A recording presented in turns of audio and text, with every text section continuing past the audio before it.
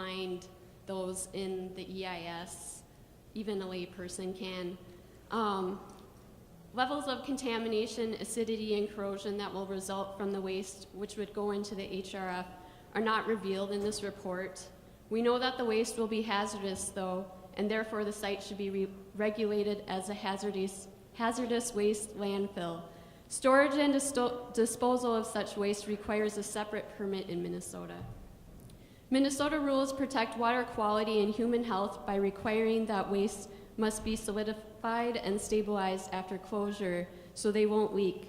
But Polymet is proposing to use various types of liners, including geomembrane, which is known to degrade over time and leave the waste in a toxic pond. Polymet must be required to specify all HRF waste and plan to treat their waste as hazardous. The EIS states, adaptive management would be implemented if necessary to protect the environment for the long term. What is adaptive management? What if something happens in 40 years or 100 years? It is unlikely Polymet will still be around to practice this adaptive management. Other industries with similar risks, such as offshore drilling and nuclear industries, must include a safety emergency management system. Polymet should also be required to lay out safety precautions for possible scenarios instead of just saying, we will use adaptive management when it happens. Thank you for your time. Mr. Phil Larson, and I'll just read the names quickly before you start. You're making us a little nervous, the volunteers up here, because there's often an empty seat. Mining has never been done safely. We live in a high water content area, however you want to say that. Now, what we're looking at here is when we had that flood a couple years, when we had whatever year it was, doesn't matter. It was a 500-year flood. It was a 200-year flood. Well, I'm from Fargo, North Dakota. I was raised south of there. They're putting in a diversion, lots of stuff going on with the water management there. Now, they said it was a 100-year flood in 97. Oh, and then it was a 200-year flood in 99. Oh, it's a 500-year flood now. The SDEIS, demonstrated for Polymet, doesn't acknowledge, quote, 500-year floods, 1,000-year floods, 2,000-year floods. The LTV site does not, the main flaw in the SDEIS, the acronym that applies here, is that it doesn't show what happens if the pumps at the edge of that tailing pond fail. It doesn't show the alternatives, the alternative scenarios. It doesn't show that if the 21 gallons per minute that leak from the LTV pump site that they admit will be leaking, 21 gallons per minute, that's, first of all, that's never been demonstrated before. They acknowledge that untreated water will be leaving the waste site. Time. Thank you. Gate Trashel, ready to go? My name is Gay Traxel, Trachsel. I'm from Duluth, and I am a scientist, and I worked in the health field for 40 years. My sister died from mesothelioma. She was not a miner. She did live, though, within mining sites and drank the water as well as breathed the air contaminated with mining particles. I do not see any reference to the major health risks to mine workers and surrounding communities to lifetime exposures. Please, I ask you to include in the SDIS the risk to workers and surrounding communities for at least 70 years, as Minnesota uses as a guideline, not the 30 years as the SDIS does on page 5421-426. My sister was older than 30, but she was less than 60 when she died. Also, the projected health care costs to the state of Minnesota should be included in this statement, and they are not. As a scientist, I know that assumptions are made because models are used, not actual data. And in making conclusions, and in this case, the idea that this mine can be 99% sure the seepage will be contained and decontaminated and will flow in a certain direction north is not only a fact, but it's an assumption. The SDIS needs to prepare a statement with alternative water models and the impact of the seepage that most likely will occur and what contaminants will be in this seepage. This mine is an experiment. The material as presented in this SDIS has never occurred in copper, nickel mining anywhere else, and it is imperative that alternatives are looked at that will protect the streams that feed the 3 watersheds. We are now at the peak freshwater in the world. We can't afford to destroy it. Alternatives are imperative. 300 jobs for 20 years is not a good trade for 500 years of irreversible water contamination. A lot of those jobs will be for contamination cleanup and healthcare workers. So at the end we can say we poisoned the water, but we created a lot of jobs. Is Danny Gibson here?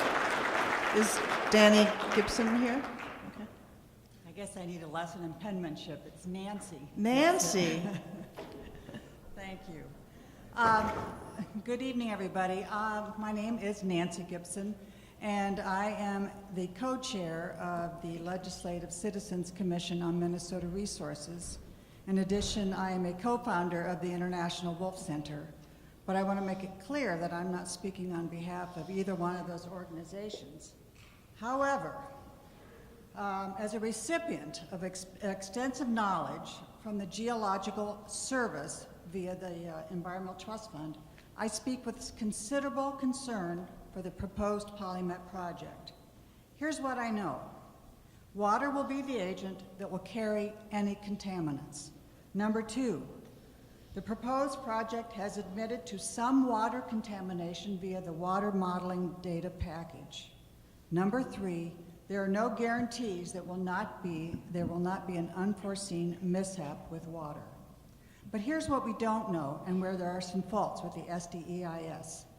The geologic complexity of northeastern Minnesota lacks a high level of investigation and and testing to achieve stringent management of potential contaminants.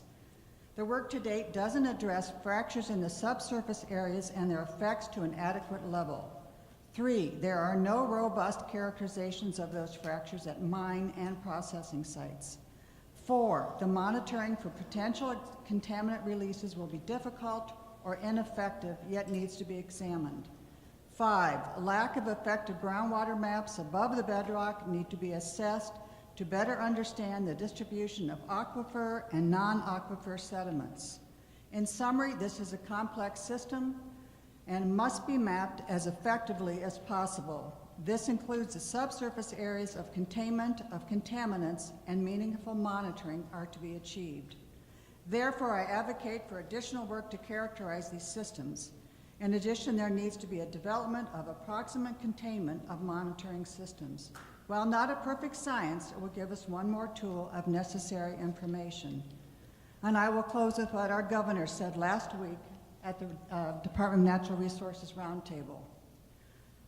The 2008 Legacy Amendment was the ultimate testament that Minnesotans care deeply about our natural resources. We need to avoid unwise approaches to natural resources and measure and evaluate all outcomes. We need as much scrutiny as possible so that people are getting their money's worth and that we examine all results. Please advocate for more science. Thank you. Ms. Norm Voorhees, Norm, you ready to go? Hello, my name is Norm Voorhees. Last name is V as in Victor, O-O-R-H-E-E-S. I'm a born and raised Duluth resident. I'm also a representative for Iron Workers Local 512. I've been an iron worker for 27 years. It's enabled me to earn a decent living, provide for my family, put my daughter through college. I'm also a representative for Iron Workers Local 512 for the last 11 years. And being involved in that aspect, it's allowed me to be actively recruiting iron workers and giving young people in northern Minnesota the opportunity that I had to earn a decent living, building Minnesota. I've been to several meetings regarding PolyMet. I've toured the facility 2 times, the old LTV site. It is a brownfield. It's open, it's sitting there. PolyMet, to me, seems that they are proposing to do something responsibly from everything that I've been able to learn. And we've got the regulatory agencies here to make sure that that happens. If you look at pictures from the turn of the century, late 1800s of Duluth, it looks nothing like it does now. To me, it looks like rape and pillage. And over the years, we've evolved and been able to utilize our resources, create good jobs, create living wage jobs, and respect the environment, and be able to have the best. To the educational programs throughout Minnesota. The Iron Range has been working hard to grow educational opportunities and allow residents to stay where they live and play in northern Minnesota, something that I couldn't do. Many of our extra educational opportunities, such as the science and engineering festivals, the after-school programs, the new post-secondary educational opportunities that are being developed in northern Minnesota, are being funded by area businesses. The PolyMet project will provide substantial additional funding to our area educational programs, which will help the whole state. PolyMet has already been engaged in helping support area education for the last 5 years. This has included the new Iron Range engineering program, a new post-secondary program that just started in Virginia, Minnesota, that allows our young people to stay in northern Minnesota. PolyMet is good for this state, and I support their project and this supplemental draft EIS. On another note, I own a cabin in Forbes, Minnesota, which is just immediately downstream of the United Taconites Tailings Basin. Our lake is full of wild rice. The whole perimeter of it is wild rice. My cabin neighbors go out and harvest wild rice in the lake. I have friends that come to the lake and harvest wild rice before they knew that I was even on the lake. The reason I'm telling you about this is because I wanted to point out that responsible mining and clean water can become hand in hand. Daniel E. Pearson. Okay, well, my name is Dan Pearson, so you want me to spell it? D-A-N-P-A-R-S-O-N. Okay. No one can serve 2 masters, for they either will hate the one and love the other, or else they would be loyal to one and despise the other. You cannot serve God and Mammon. A very famous man once said these words. You may have heard of him. I'd honor a man with spirit whose name was Jesus. A person who knew right from wrong, good from evil, righteous from unrighteous. Today I stand in front of you, looking into your eyes of the unrighteous as they bear false witness in the name of Mammon. Also called the putting of wealth, riches, and power over the lives of others. PolyMet, the unrighteous who sit here and lie to you, stated their mind is for the people, when in fact their mind is only good for the profit of a select few that have taken a path away from God, away from love, and now have put profit and power over the lives of others. Thou shalt not murder, a simple law written in both the Old and the New, in the past and the present. But do these words have any meaning? For we turn our backs on these words at so many times and in so many different ways. PolyMet's actions will murder, will destroy, and will take the hearts of many. But we are still here today contemplating whether PolyMet's mind is righteous in the eyes of God, even though we know the mind will murder others. I tell you right now, no. PolyMet's actions are not just, are not righteous in the eyes of God. Any corporation, its leaders that take a life on their soul in the premise of personal gain for themselves or the others around them have committed a deadly sin in the eyes of God, and these actions are unforgivable by God until such actions cease, and reparations for such actions have been accrued.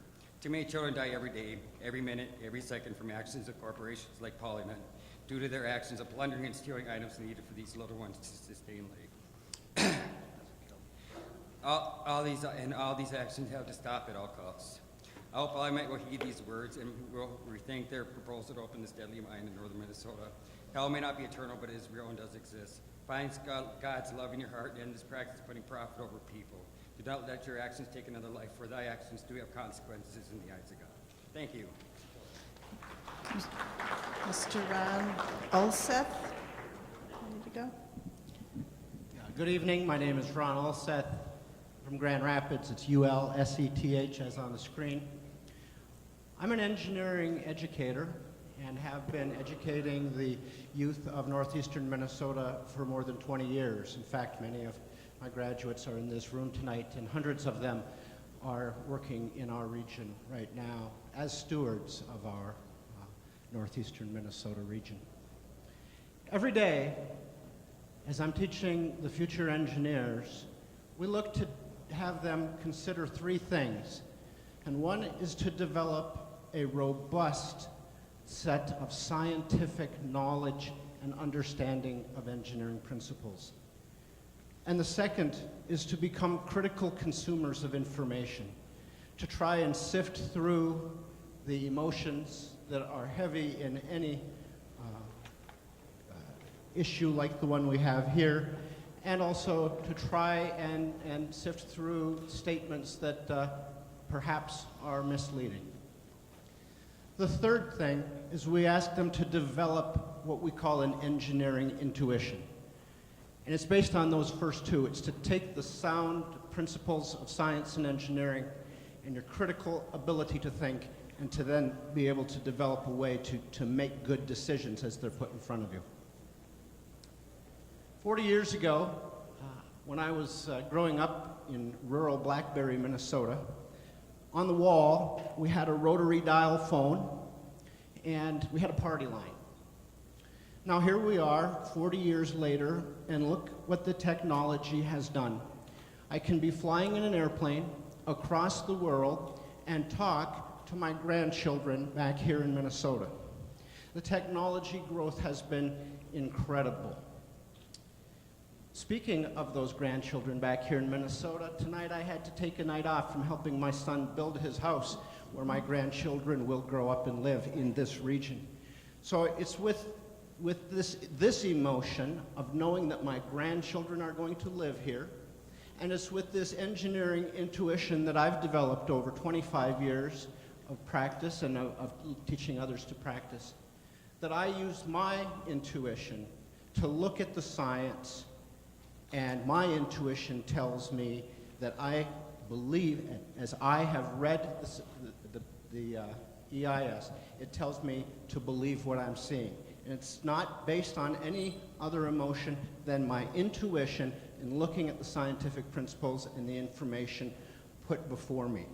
And as has been stated before, my intuition tells me to give great trust to the Army Corps of Engineers and the Department of Natural Resources and others who will issue the permits and who will be the regulatory agencies. Thank you. I've been asked to give just a quick reminder that the open house is remaining open until 10 p.m., so if anyone is looking for more information, they'll still be downstairs staffing tables. Mr. Richardson. My name is Alan Richardson from Duluth, RICHARDSON, with an organization called Water Legacy. But this is an issue that speaks to me personally. Of the many inadequacies and deficiencies in PolyMet's supplemental draft environmental impact statement, I'm going to focus on PolyMet's greenhouse gas output. The potential greenhouse gas emissions from the polymet sulfide mine and processing facility are staggering, including the fossil fuels burned to run the vehicles on site at the plant. The potential carbon dioxide equivalent emissions would be 707,342 metric tons per year, according to SEEIS page 5-405. So to put this in perspective, I looked at the CO2 emissions from the entire city of Duluth as it was analyzed in 2011. The whole city, commercial, industrial, residential, transport, and waste emitted 2.7 million tons of CO2 equivalent greenhouse gases. PolyMet alone would emit more than 1/4 of the CO2 equivalent pollution of the whole city of Duluth. Over a 20-year mine plan, PolyMet would emit 15,790,752 tons of CO2 equivalent pollution, more than 10 million tons from burning coal to run its processing, and that's on page 5-406. With that in mind, I request that the PolyMet project should not be permitted without substantial changes to reduce emissions. The SDEIS should be redone to compare alternatives that reduce CO2 emissions, starting with changes in vehicle fuel and reduced reliance on coal power. Thank you. Nancy Brattrud? Hello, my name is Nancy Brattrud. I'm ceding my time to Michael Koppy. Michael Koppy, K-O-P-P-Y.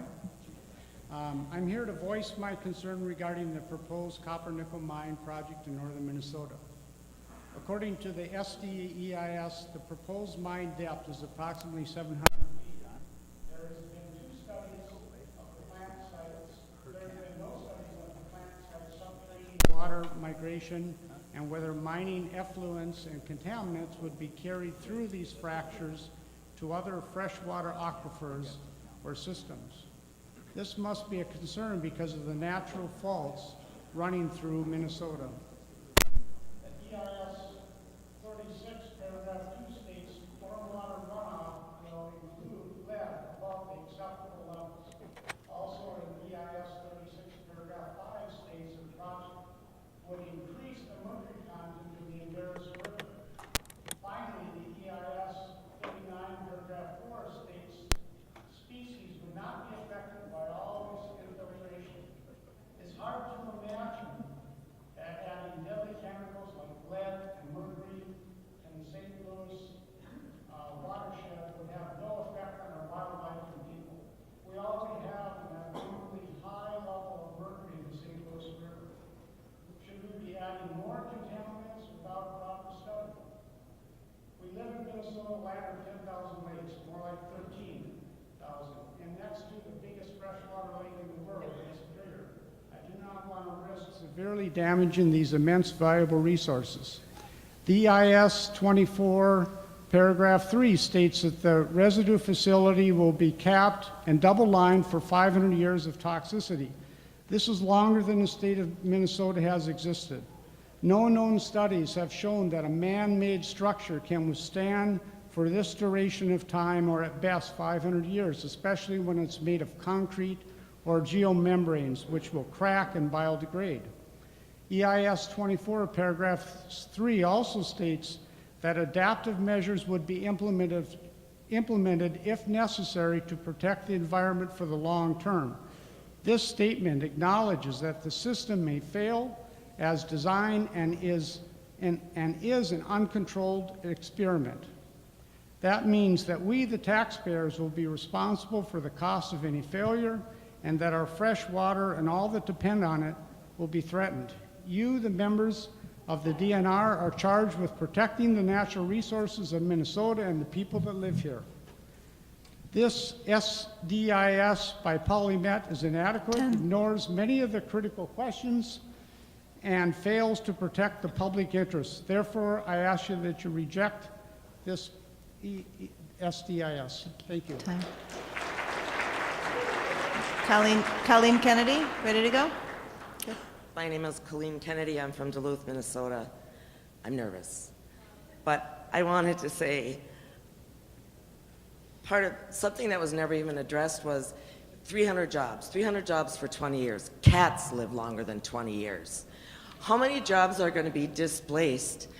Outdoor recreation jobs, which is a huge industry in Minnesota. In 2011, I have it written down here somewhere, Minnesota alone spent $11 billion in outdoor recreation, and that brought in almost over $8 million in state and local taxes. No one's even addressed those jobs that will go away because you're going to have this horrible mine. I'm not against mining. I'm against this mining. I want to live, this is a state that voted on a tax, for God's sake. I mean, who does that? To keep our water clean. I almost feel that this mine is unconstitutional. I mean, this legacy tax that we voted in was to protect our waters, not to allow them to be destroyed. I don't want to be a state that 50 years from now puts a fence around it like I think our neighbor's going to have to. I want to say we were smarter than that, and we aren't going to do this. Maybe come back in 100 years. You're going to need jobs in 100 years too. But right now, this is very unsafe mining. And it's wrong. Oh, thank you. Kristen Larson. My name is Kristen Larson, and I cede my time to a wonderful DNR former DNR person. My name's Rich Staffen. I'm a resident of Cloquet, Minnesota. I've lived in, it's Rich, R-I-C-H, Staffen, S-T-A-F-F-O-N. I've lived here in northeastern Minnesota most of my life, grew up hunting, fishing, camping, and canoeing in the beautiful forest here in our northeastern part of our state. These comments reflect my personal view, and I think it's important that the people of Minnesota have this opportunity to comment on the Polymet sulfide ore mine project. Because the land on which this mine will be built is our land, the mine's wealth in the earth beneath is our mineral wealth, and the forests, fish, wildlife, and waters of this land are owned by us, the people of Minnesota. We have the right to expect the federal and state natural resources agencies that we fund that they will honor the trust to preserve, protect, and wisely use these resources. This mining proposal, I believe, does not live up to this sacred trust. It will destroy at least 3 square miles of high-quality fish and wildlife habitat, including forest, wetlands, and streams. This habitat would cost several $1 million if you went out and tried to buy it on the open market today. And the project may impact a much larger area of land. This project will increase mercury and sulfite pollution in the St. Louis River watershed, which is already impaired for these pollutants. This has serious implications for human health, especially fetal development in northeastern Minnesota for people eating fish, and it also can impact wild rice. And finally, it will leave a legacy of polluted soil and water in the St. Louis River watershed that will need to be treated at great cost for possibly hundreds of years. Millions of dollars have been spent to clean up the legacy of industrial pollution that was left right here in the lower St. Louis River years ago. Much progress has been made, yet much work is left to be done to clean up this mess. Have we learned so little that now we are willing to create the same problem in the upper reaches of this watershed? I am not opposed to mining, but I am opposed to an irresponsible mining project that destroys too much land, leaves us with a long-term legacy of pollution, and creates an enforcement nightmare for our public agencies. These agencies are unlikely to have the ability to monitor and require the mining companies to actually do what they've promised. Let's leave these minerals in the ground for now. They're like money in the bank. They will only grow in value over time. We need to learn how to mine them responsibly. Thank you. Is Johnny Forrest here? Johnny Forrest, or is Johnny Forrest here? No? Alicia Greenlee? Alicia? Alicia. Thank you. We'll get the mic set up for you, the right hand. All right, my name's Alicia Greenlee, and I'm so excited to be here to speak for the population that is under 25.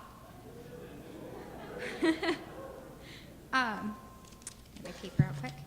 All right, I grew up in St. Croix Falls, Wisconsin, which is right next to Taylor's Falls, right on the St. Croix River. It's beautiful if you've been there and you know it. So naturally, I grew up with a deep appreciation of nature and riverways. I'm representing myself as well as an organization called CFACT, which stands for Collegians for a Constructive Tomorrow. I'll get to that later. Okay, as the president of an environmentally conscious organization and as an involved member of the Duluth community, I believe that Polymet Mine is a great asset to our community. Through safe technologies and responsible processes, they will be providing important resources as well as even more important jobs for our state. I forgot to mention, I'm a UMD student, I'm a major in biology. All right, CFACT fully believes in conservation, specifically that our nature resources should be managed responsibly so that they can be enjoyed by future generations. The proposed Polymet Mine project meets many of CFACT's criteria, the first being the elements mined in Minnesota by Polymet are in high demand and are currently being extracted all over the world by much less environmentally conscious operators in Russia and China. We need these resources, and the more we can get from responsible operators, the better off we will be. Second, there is a clear link between prosperity and environmental protection. Prosperous countries and regions can afford to protect their natural habitats, and this project will undeniably improve the economic conditions in northern Minnesota. Third, I want to speak that I believe in myself and my peers to create safe technologies in the future that will address the issues of water that have come up during this debate. I also want to say that, oh jeez, forgot my notes. Excuse me, technology is so great. Oh, I also wanted to say that a lot of the copper and the precious metals that are being mined, they're needed for technology, especially green technology that is so important to our society today. I think that we need to come to a compromise, that I think that there is a balance between conservation and between providing economic opportunities for our state. So I think that's all I wanted to say, so thank you for the opportunity. Wendy Robertson? Go ahead, Wendy. Wendy Robertson, Robertson.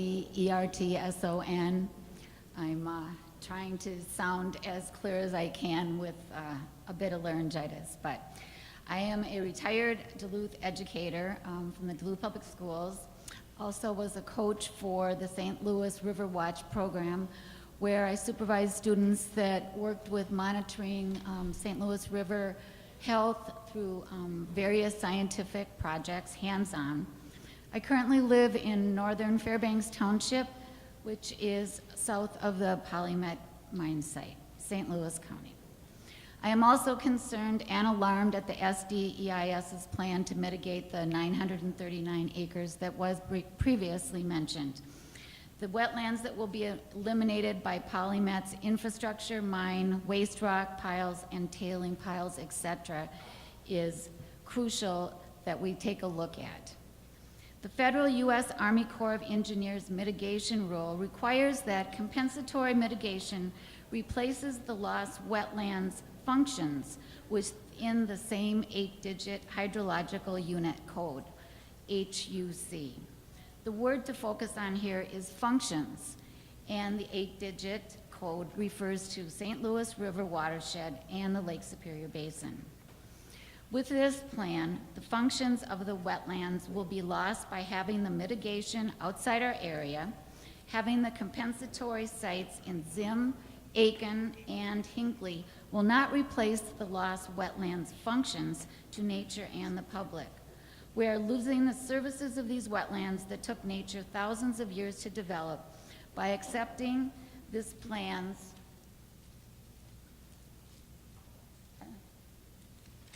proposal to have 60 to 70% of the wetland replacement and credits in other areas. Lands surrounding these wetlands are also indirectly altered, and these will not even be considered in the total. The loss of wetland functions will be a part of rampant and ongoing cumulative destruction that is happening worldwide. I urge the Army Corps of Engineers and the lead agencies to reject this SDEIS and require that their Section 404 permit insist on compensation mitigation for the disturbance and destruction of these wetlands be in the Lake Superior Basin and the St. Louis River watershed. If the NEPA regards public input as vital to their decision-making, I also am requesting the lead agencies to extend the time for public comment by 3 more months, 180 days. 2,000 plus pages is a great deal to digest and make educated comments. Lastly, I question the wisdom of having these 3 public hearings in January. Cold weather, bad roads, icy pathways may impair attendance by the elderly, rural folks, and the differently abled. Disenfranchising these groups from public hearings does not allow a complete spectrum of public input. Kathy Benham. I'm Kathy Benham. I'm yielding to Dave McMillan. Thank you. My name's David McMillan. That's MCMILLAN. I'm the Senior Vice President of External Affairs for Elite. I'm a 25-year resident of Duluth. I went to school here at UMD. My wife and I have been fortunate to raise a family here in Duluth. In addition to my roles in the regional and local energy sector, I also have the privilege to be heavily engaged in not-for-profit, private and public sector leadership across the transportation, the higher education, and the healthcare industries here in northeastern Minnesota. Each of these sectors and these industries is vitally important to the economic and environmental well-being of northeastern Minnesota and it's about that I want to speak tonight. I've got three purposes in my comments. The first being that I'm fundamentally committed to the environmental well-being and protecting the natural environment of northeastern Minnesota that we all call home.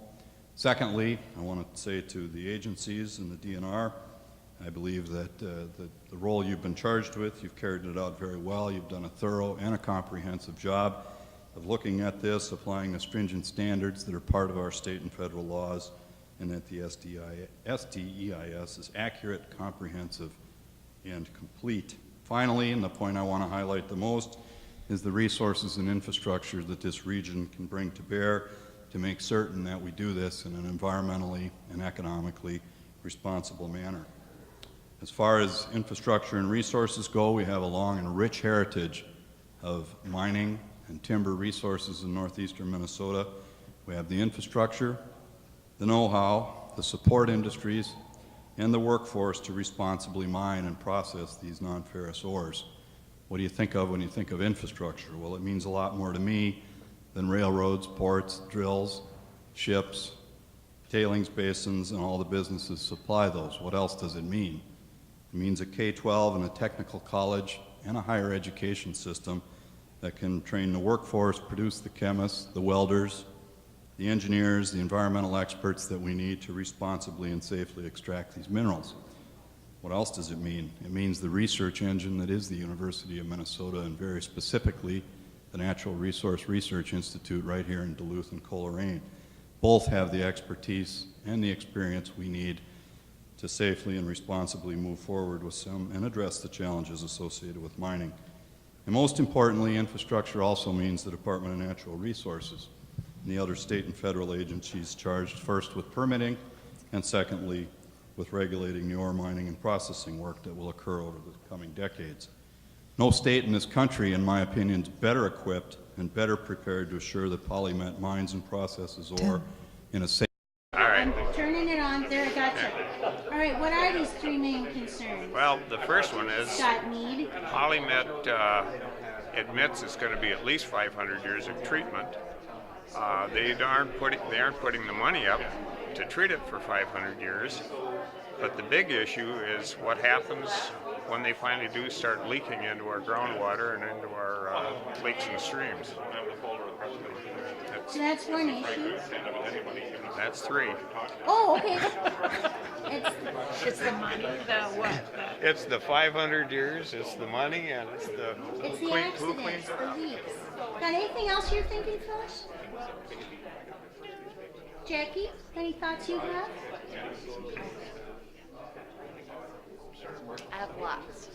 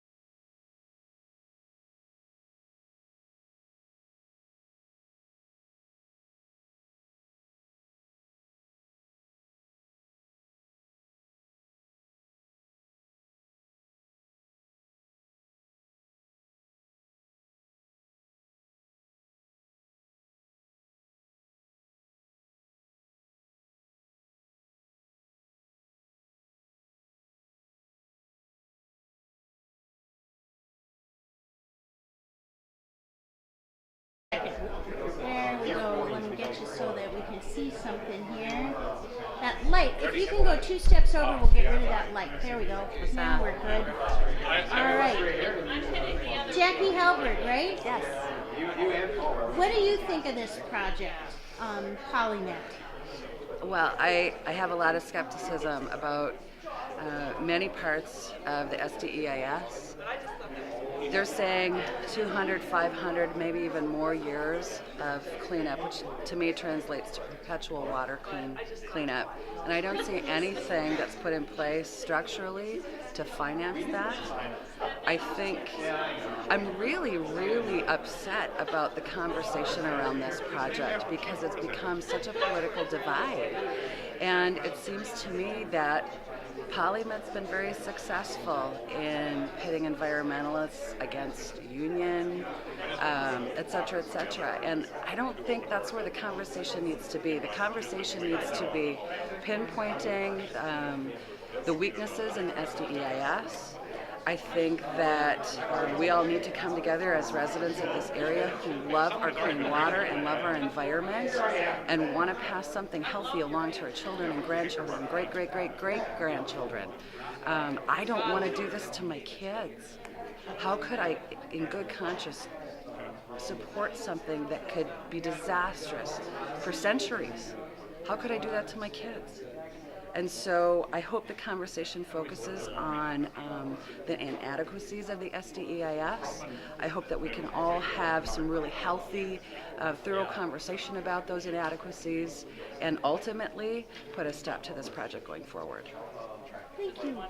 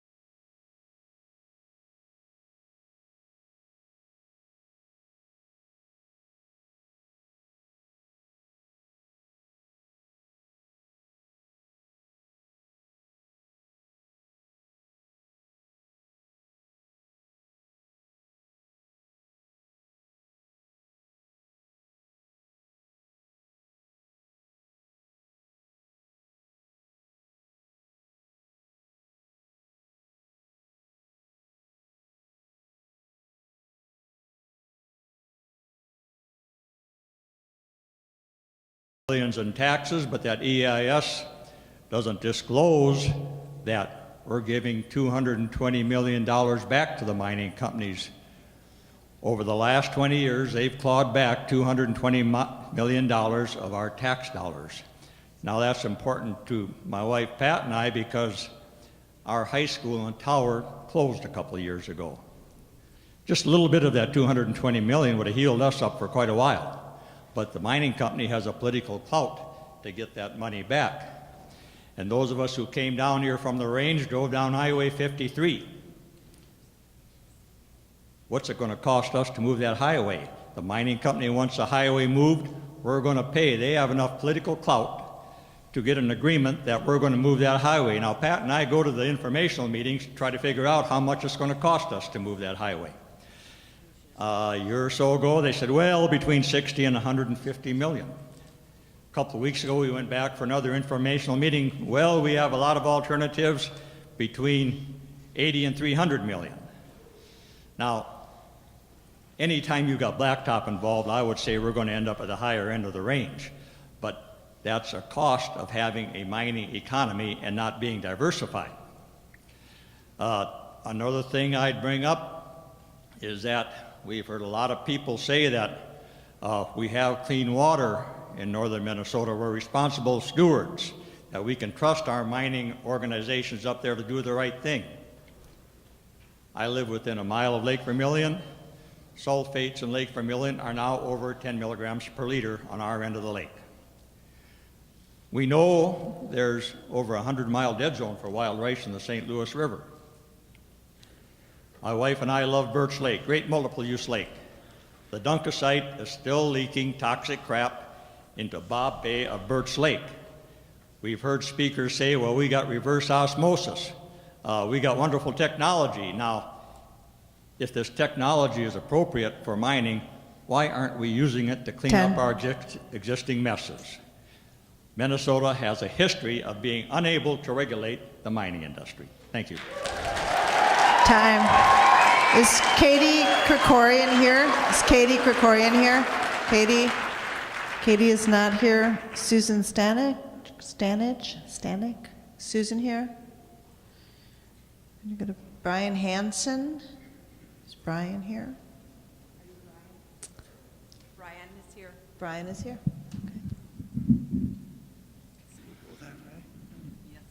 Thank you. Good evening. My name is Brian Hansen, Brian H-A-N-S-O-N, Hansen. I'm here tonight because I care. I care about a lot of things in this region. I care about our environment. I care about our economy. And I care about our world's environment. And that's an important component of this whole conversation tonight, because we live in a global environment, and we need to make sure that there's protection across that whole globe. We know that can happen here. So, like just about everyone else that's here, I consider myself an environmentalist. And with that in mind, I took a look through the SDEIS. Now, I will be the first one to admit, I don't have a lot of experience with reviewing these kinds of documents. I'm not a scientist. I work in economic development. But I learned a lot from looking through that. First of all, I learned that it's truly a process that is followed on an independent basis by people who have been trained and do understand environmental impacts. I picked up a lot of information. I appreciate that. Thank you very much. I think the organizations have done a great job of circling around the most important issues and covering them and talking about them and talking about how those issues are things that are going to need to be addressed at a permitting stage. Ultimately, what I found as I read through SDEIS was that it does cover the key issues, that it does create a basis, that it is a document that we can use to safely permit this mine and be able to proceed with non-ferrous mining in northeast Minnesota. Now, here's what I know about the Polymet team. These folks are our friends and neighbors. These are people who grew up in the communities that we grew up in, the people in this room. We know these folks. They're going to produce metals that we all need, that we all used. no matter who you are, unless someone came here, either walked here in moccasins, clothes that they made themselves, they probably got here aided by the metals that we're talking about and that we need. It's irresponsible to use products that are generated elsewhere when we have no idea of the impacts in those areas, when we have people who live and work here, who have studied the impacts, can tell us how to control them, and can help make this happen in a responsible manner. So I support PolyMet. I'm proud of this supplemental draft EIS that has been put together here in our state, and I look forward to this project moving on to the permitting stage. Thank you. Before we move on to Mary, I'll just comment that we started taking comments at 7:17, so we'll go to about that time. We're going to slow down on names a little bit, but go ahead, Mary. My name is Mary Dosh, and I reside in Duluth, Minnesota. Like most Minnesotans, I'm proud of our outstanding natural heritage, including our iconic moose population. However, the PolyMet SDEIS acknowledges that overall moose population in Minnesota declined 35% just from 2012 to 2013, and now moose are a state species of concern. The PolyMet project would harm moose due to habitat fragmentation and loss. The key habitat types considered moose habitat include mature forest, grassland, brushland, and aquatic environments. A total of 2,775.2 acres of these habitat types would be directly affected by the NorthMet project proposed action, and thus would affect individual moose in the vicinity through habitat loss and fragmentation from the SDEIS on pages 5 through 377. Moose are important to the Indian bands under treaties and for subsistence. The SDEIS says on pages 5 through 377 that impacts on moose will be discussed in the Cultural Resources section 5.2.9. However, neither that Cultural Resources section nor the Cumulative Impact section mention even one word about moose. They totally leave moose out of the picture. The PolyMet SDEIS is inadequate in that it needs to be redone to study cultural effects of loss of moose habitat at the PolyMet mine site and also the cumulative adverse impacts on the endangered moose. I'm sure we all want moose in Minnesota to survive so that our descendants will not have to learn that moose have gone the way of the passenger pigeon. Thank you. Kevin Polis, is Kevin here? Kevin? Christine Osbakken? Christine's here. And Dylan and Peter, if you're here, start coming up. Did I pass somebody? Christine, yeah. Christine Osbakken. Peter Shirky talked about the effect of pollution on his drinking water and on the drinking water of communities below the Embarrass and the Partridge Rivers. I'd like to talk about the effect of mercury pollution on the lower St. Louis River and its estuary.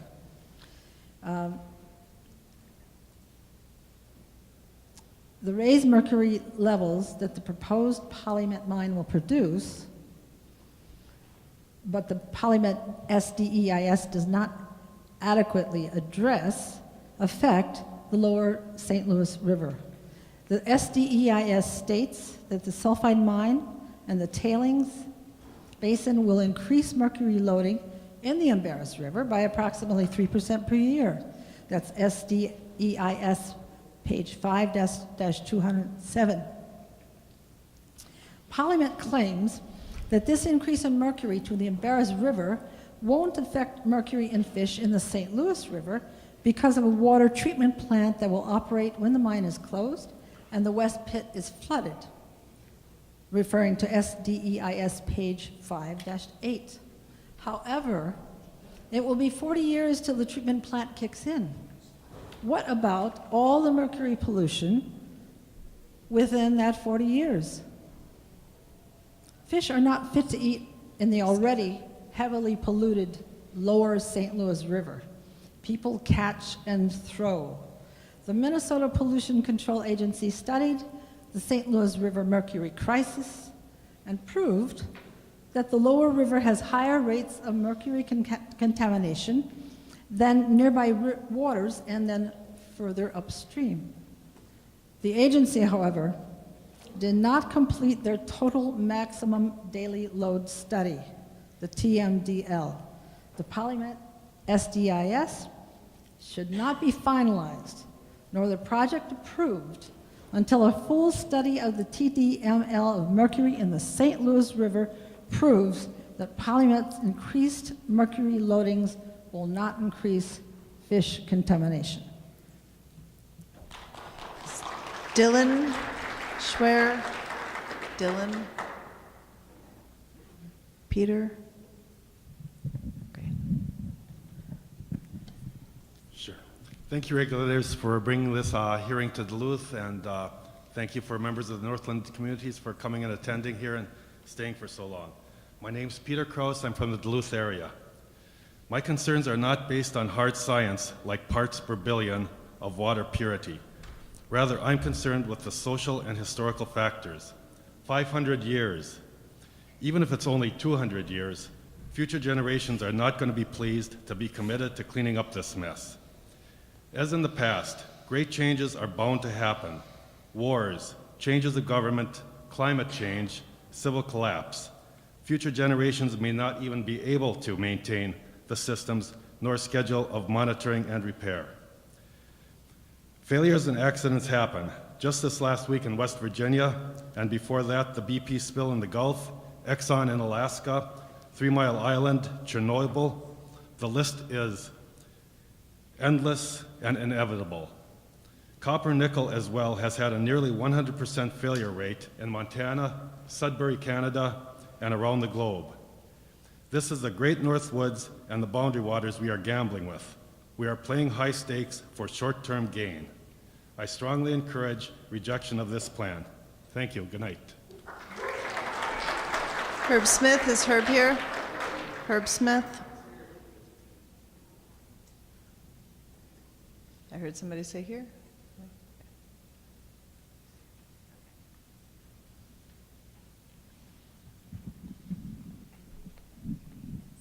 Herb Smith. My name is Herb Smith. I'm from Red Lake, Minnesota. Thank Crater for allowing me to be here. And what I have to say is I'm not really for the mining because I've seen what it done to other lands and other bands, and they don't really clean up their sites. They have never really cleaned up their sites. If you take a look at the southwest corner of our United States here, take a look at Hopi land. There's radioactive tailings all over. Our water, we got the greatest watershed here in Minnesota. And we want to let somebody pollute it for a few minor jobs. Well, are your kids and your grandkids and your great-grandkids, are they going to drink that water? Are they going to stay in that area and drink that water? I don't think so. You guys will be buying water from us over there. But that water eventually reaches us. All the water in the land. If you take a look at the water, I was told we live on a big sponge. If you take a look at it, at your own body, when you take a look at your own body, you prick it here, that blood just don't run. I saw some of your pictures out there. It says it just runs to one way. It does not run way. It runs all over the earth, if you consider us like the earth. So when you contaminate this water over here, you're contaminating my water in Red Lake.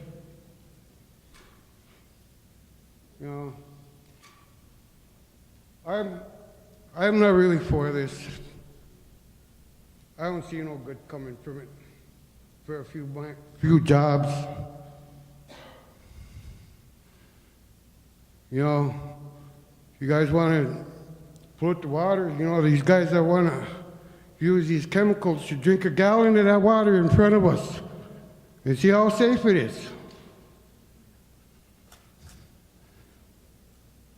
Is it that safe? Are you guaranteeing me that water is safe once they mix it in with our other water? You know, it just doesn't run one way. We live on this is our greatest watershed here in the whole world. It was even announced about a couple weeks ago on the news. We got the greatest watershed and we're going to let somebody pollute our water? Water gives life.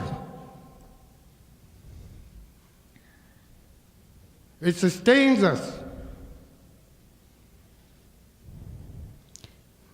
10. Appreciate the time and let me speak. Appreciate that. 10. Thank you. John Doberstein let us know he'd already spoken. Is Joe Sharetz here? Joe Sharetz or Shiritz? And I apologize to everyone whose names I've gotten incorrectly. You here? Joe? You're not here? Okay. It was hard to read that handwriting. We were deciphering there. Jen? Karen is here? Thanks. I'm going to yield to Deanna Erickson. Thank you. Well, I will be submitting more technical comments in writing. I just want to make the point that in the late 1970s, the St. Louis River, the lower estuary, and the entire watershed, including the upper watershed, was designated by the International Joint Commission, which manages air and water concerns between the United States and Canada, as an area of concern.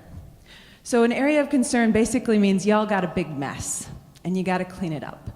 And so we've been working since that designation to develop a plan through decades, really, at this point, of input to clean up the lower St. Louis River.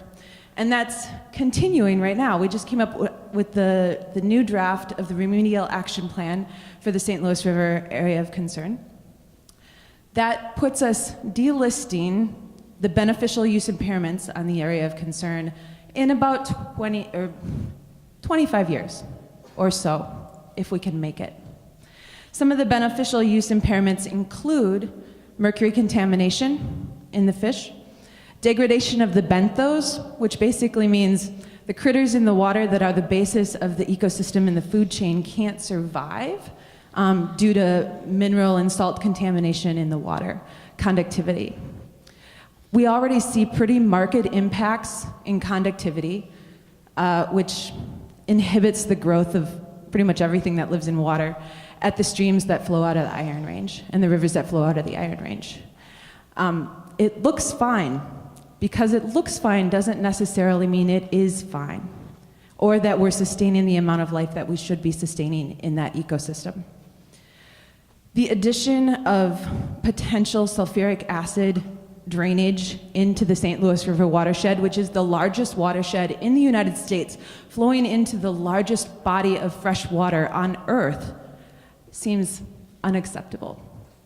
And the MPCA and other organizations that are collaborating to delist, we expect to spend $420 million cleaning up our mess in the area of concern. $420 million. That's our money. And it seems contradictory, I guess I would say, to be spending that much money to clean up something when we're not tending to the headwaters. I also just want to point out that we base our predictions of water flow on the past. What we're seeing in the future is not the same as what we've seen in the past. We have minimal understanding at the resolution we need of climate change impacts in our watershed, and the flow scenarios are likely inadequate. And then finally, I just want to say that we are in ceded territory. And time, almost, sorry. And we have a lot of things that we need to take care of on behalf of the original people on this land. Thank you. Sorry, I missed my warning. Is Michael Bouchain here? Alan Killian Moore? Okay.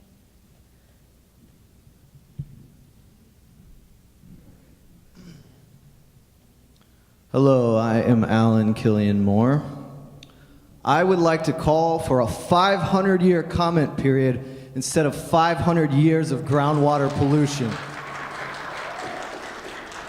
I think the SDEIS inadequately addresses worker safety and inadequately addresses groundwater pollution issues, and I think we need more time to look at those things. I would like to quote Jurassic Park. Your scientists were so busy thinking about whether or not they should that they didn't stop to think, or whether or not they could, that they didn't stop to think whether or not they should. I'm a 10th generation working class Minnesotan. I've been involved in 3 labor unions, and I say, as a working class union person, I do not support PolyMet. I do not trust them to have the rights of the workers in mind, and you should not trust them either. Thank you. Yes. Mike Quitu? Mike is here? Okay. I think we're good. Hello, everybody. It's sure been a long night. My name is Mike Quitu. I was raised in Cloquet, and I live in Duluth right now. I'm a retired operating engineer, which is, I was a building trades member while I was working. And you all heard President of the Building Trades, Craig Olson, talk about the good paying jobs. And honest to God, the construction workers that work at PolyMet will have good paying jobs. But that's where it ends. We don't know what PolyMet's going to pay their lowest paid workers. And that's what scares the heck out of me. Right next door to PolyMet is the Mesaba Nugget mine. It's a taconite mine. It's a direct reduction facility. And at times, those workers have been paid only $11 an hour. And they disguise that by giving them a lot of overtime. And whatever happened to the 40-hour week? So you give people a 60-hour week, and so now it seems like they're starting to get a halfway decent job. I really have a problem with that. The SDEIS does not recognize some of these economic environmental hazards that are going to draw down the rest of the range and northeastern Minnesota. Let's consider this. You have the Nugget mine is already non-union. There are no agreements for PolyMet to be a union mine. There's no secret agreement with a union where that mine is going to be union right off the bat. And it's not likely that an organizing vote was going to go well there, because the Nugget mine right next door just turned down an organizing drive 2-1. And so you got the PolyMet mine, if that goes non-union, and I don't know what the plan is at SR or when you get to Twin Metals, I don't know. But if you start getting all these mines together and they're paying $11 an hour, what kind of impact is that going to be on the union mines, Mintech and ArcelorMittal and United Taconite, and all those folks that get $20 an hour at a minimum? And those $20 an hour jobs those are premium jobs. Those are, that's family sustaining. Those miners don't have to go back to their moms and dads and say, geez, can you buy me a cell phone, or can you make my car payment this month, or something like that. And so I'd like to see... I'd like to ask this question of PolyMet. What's the lowest wage you're going to pay? Time. So we had 80 speakers, and we counted 171 requests to speak. I just want to thank you for sticking with us for 3 hours. Those of you who are here, you made this, I think, a very successful meeting, and that everyone who we could possibly get through heard, and you listened well. And I really very much appreciate your participation. I also appreciate the volunteers who are helping very much. And I will turn it back over to Mr. Wilging to close the hearing.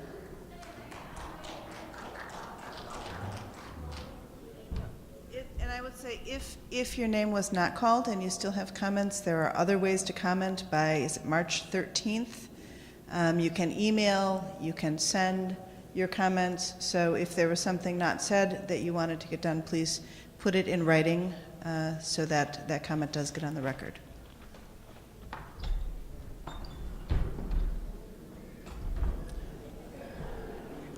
This hearing is now closed. We appreciate your participation and particularly appreciate the decorum you've demonstrated this evening. We will carefully consider comments before we make our decision whether or not to grant a Department of the Army permit for this project. If you have additional information for the record, you may mail it to the St. Paul District of the Corps or to the Minnesota Department of Natural Resources, and we will make it part of the record. The mailing address to the St. Paul District is contained in the public notice issued by the Corps for this hearing.